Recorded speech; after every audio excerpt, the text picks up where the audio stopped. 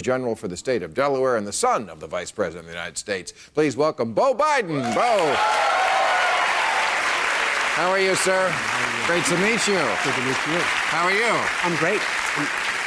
All right. Excited to be on. Great to have you on. I know why you're on, because we've been clamoring here for the longest time for someone to sue the banks on Wall Street, and apparently you are that man who's going to quench our thirst for vengeance. Well, I have some colleagues who are doing the same thing. Catherine Mastow in Nevada is doing the same thing. Eric Schneiderman in New York is doing the same thing. And there's others that are doing this. You want to spread around the retribution there, is that why you're naming those people? No, I'm naming them because they're doing their job, and others are doing their job. Look, my colleagues, Republican and Democrat, are trying to do what they can on this, what they think is right. I happen to have a little bit different view on this. I think that at least in my case, in my state as an attorney general, I'm a prosecutor and a consumer protector.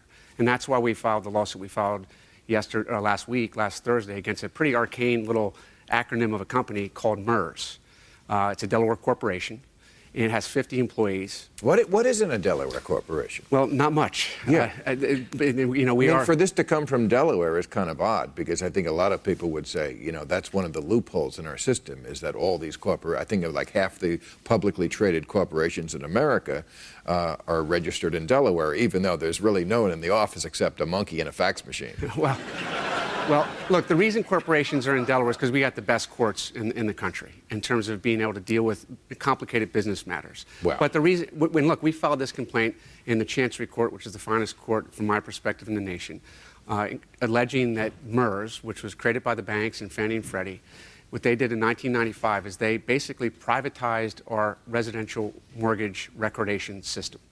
They simply privatized it. That's interesting. Mitt Romney said last week that he thought we should just let people just die on the vine there who are underwater. He said, let the process take its course, and let investors come in, buy the properties, and put renters in there, which astounded me, because it was not that long ago Bush was talking about how we should have the home ownership society. And suddenly it's the can you scrape together a deposit society.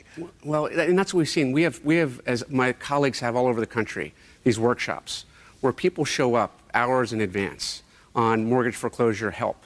And they show up with reams and reams and reams of paper. And they go to there to try to put them together with banks.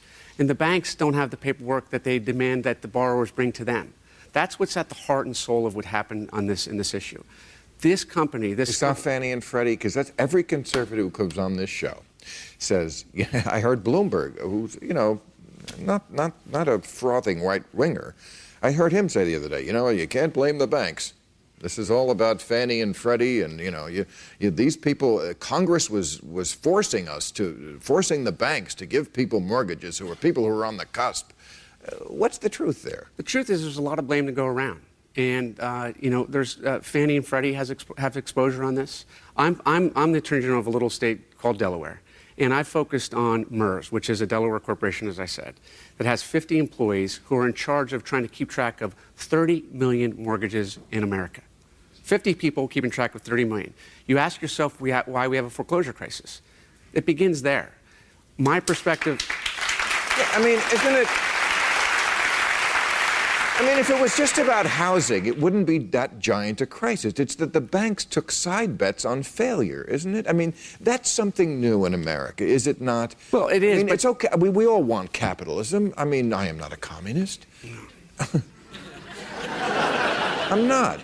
But this is something new in politics, where Wall Street was sort of betting on things to fail as opposed to for things to succeed. Well, what you refer to as credit default swaps, that's somewhat new. But the securitization of the residential mortgage-backed industry is not new. What's new is in 1995 when they created this group called MERS that literally took private look, the cornerstone of our jurisprudence, from my perspective, is property rights, right?